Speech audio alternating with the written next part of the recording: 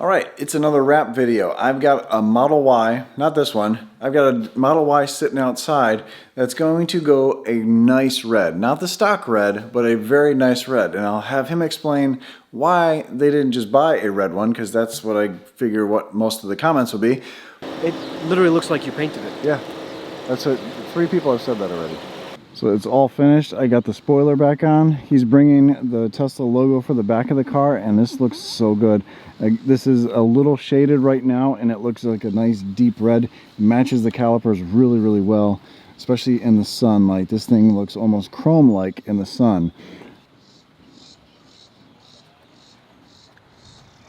I think it looks really good. What do you think down below? Red and black combination always looks good. Let's answer the question that everyone's going to have. Yes. Why didn't you just get a red one? So we didn't get red, mainly because Brian had a great price. And we were able to wrap the car, turn it the color we wanted, and you also get the protection. Exactly. Yeah. And it matches the calipers almost perfectly. Yeah. And not only that, if we wanted to change the color in the future, you still can. Yeah.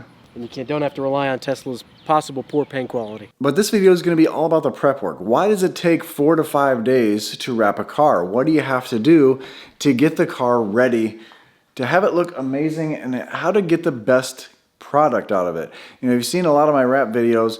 I've showed you how to wrap a car, how to stretch the material, and how to do certain things, but I never really have gotten into the detail work of how to prep the car properly. That's what this video is going to be about, to get that car ready to get the red on it. Now this is a brand new car. You just picked it up a couple days ago. It's already got window tint on it. It's a midnight silver Performance, really just like mine, but stock. So I'm going to open the garage, and first thing we got to do is wash the car. Wash and clay bar the car. Thank you very much. Thank you. Thanks for trusting me with it. No, of course. Well, thanks again. And tell your wife I said goodbye, and it was I a pleasure will. meeting her. I will. She's somewhere. Cool. Thank you very much. I'm going to get some video of you leaving with it. Cool. All right, man. I'll talk All to you right, soon. take care. That red looks awesome.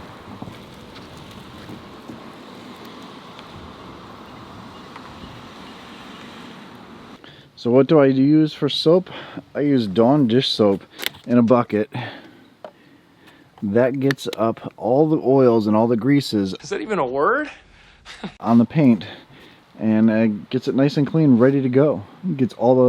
Breaks down everything that Tesla may have put on the paint. We do have to take some stuff off, and I'll show you that in a little bit, but brand new Performance with the black seats. I'm going to take a synthetic clay bar and go over the whole paint to pull out all of the dust nibs and all of the contaminants that might be on the paint that you'll be able to see through the vinyl. After that, hose it back down again.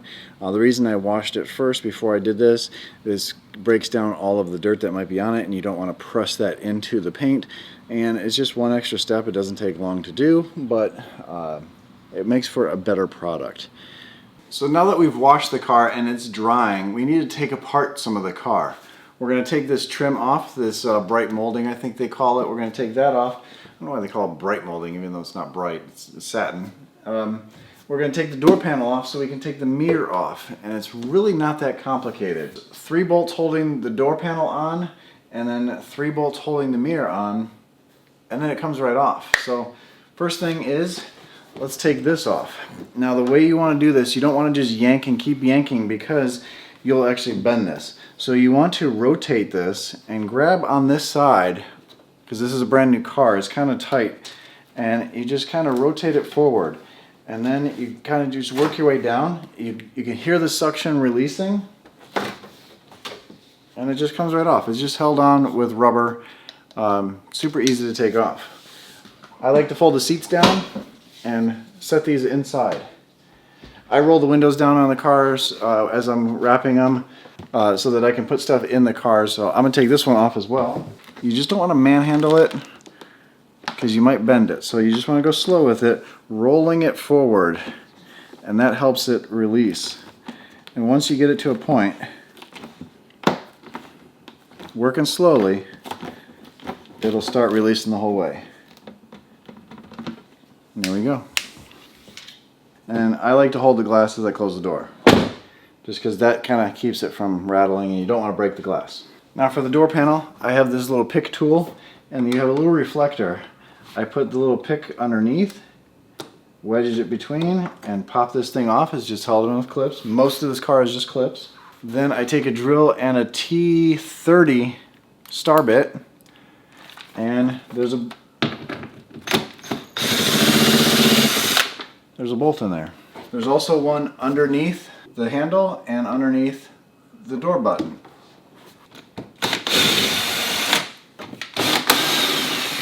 So all you have to do for the door panel is grab the pocket.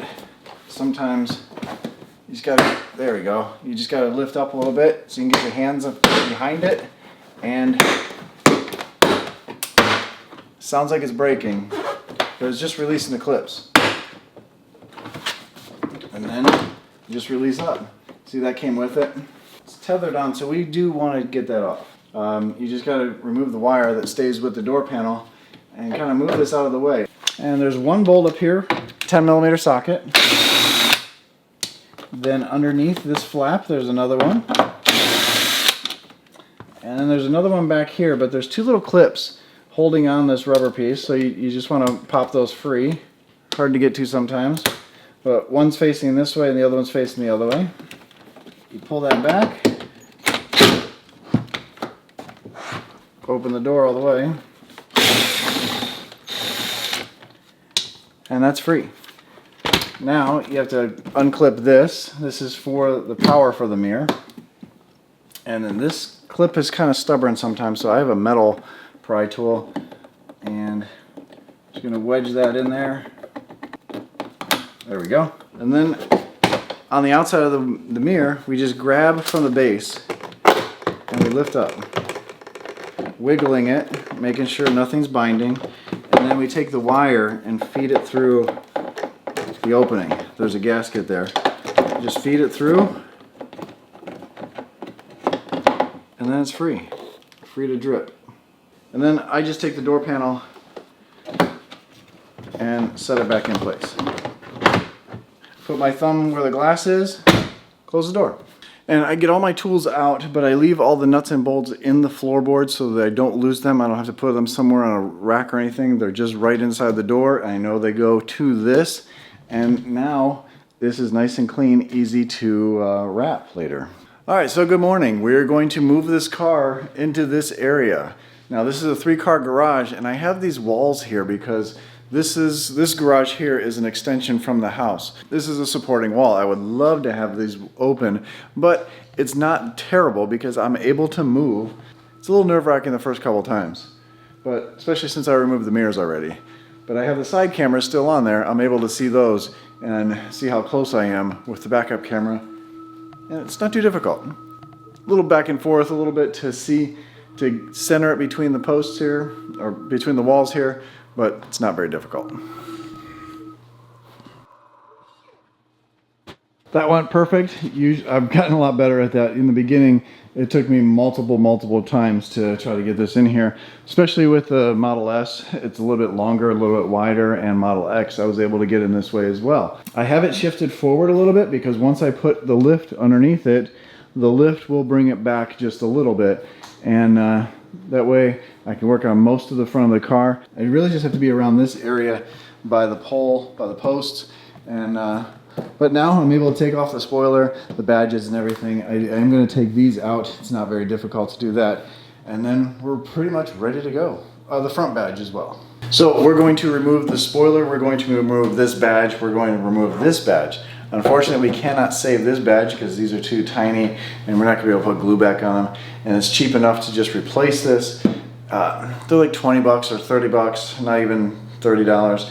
These are as well. And most people go with a black version of this anyway. What we're going to use is fishing line. I have this 50-pound line that I got at Dick's Sporting Goods. You could probably use a little stronger material. What we want to do is first heat up the material, so you use a heat gun, and then underneath this you just go back and forth. I like to use gloves with this.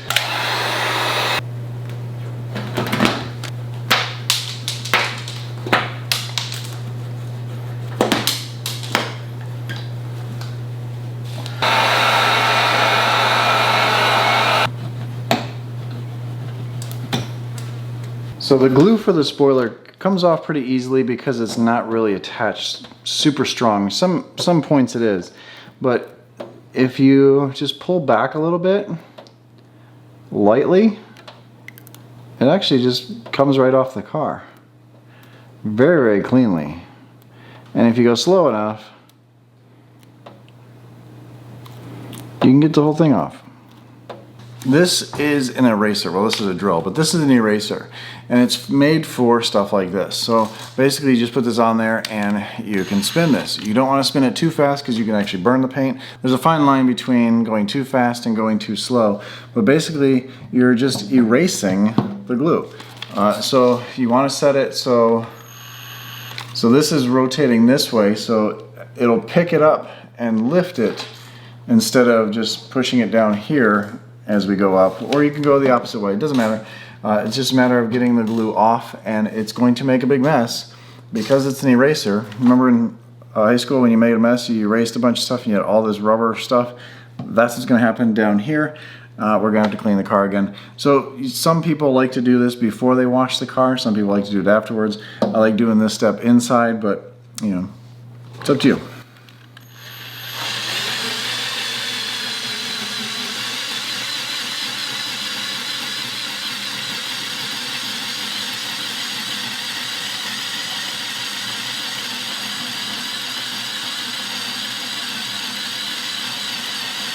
And that gets it off without scratching it. So the eraser makes light work of all the glue, but it does leave a mess to clean up, which is not a big deal because we just use a rag and isopropyl alcohol and get everything up.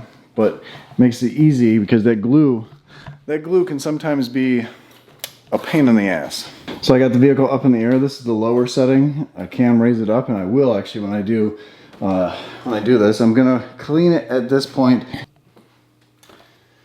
All you want to do is grab at the top, they pop,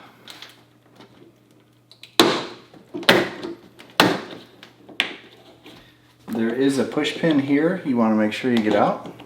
This one is stubborn, and I use a right angle tool. Pop that out, and you want to wiggle that out.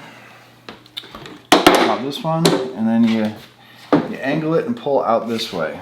So that's pretty much what I do to get the cars ready to go. Of course, I do have a lot of wiping down to do still, and then put the vinyl on the car. So later this afternoon, I will be starting with some vinyl. A lot of this is the prep work. Like I said, if you don't have good prep work, you're gonna have a crappy product, and that's where most of the time gets in there. So you see me wrap panels, it only takes like 15-20 minutes for the doors, but there's a lot that goes into it to make a really good product and make the finish so much better. So a little bit of time in the beginning makes the process go that much faster in the long run, and you get better looking vinyl that lasts a lot longer too. So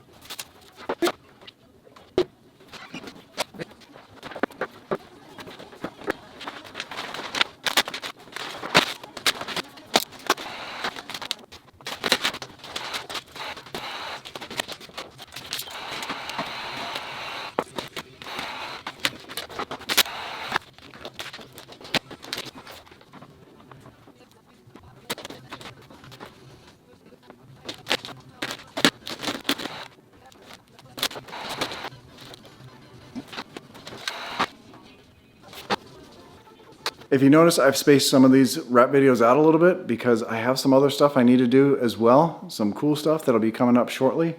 But as always, stay awesome, stay positive. I'll catch you on the next one. See ya.